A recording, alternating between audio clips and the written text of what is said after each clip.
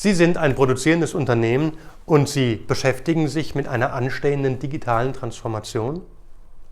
Sie haben vielleicht sogar schon Einzelprojekte im Bereich Smart Factory oder Smart Sales and Service umgesetzt und Sie fragen sich nun, wie Sie die vielen losen Enden aufnehmen können und zu einer Gesamtstrategie verweben können. Dann darf ich Ihnen unser Seminar Praxisbezogene Digitalstrategien ans Herz legen.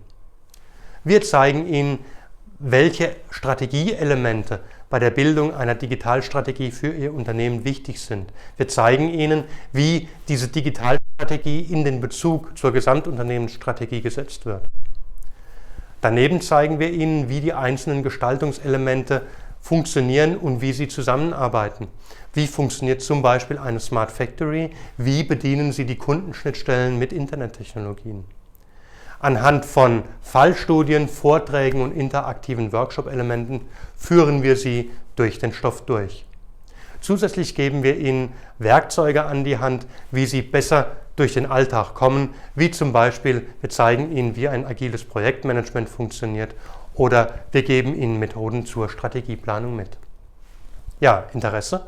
Ich würde mich freuen, Sie auf einem unserer beiden Termine begrüßen zu können. Bis dorthin, Ihr Jochen Schlick.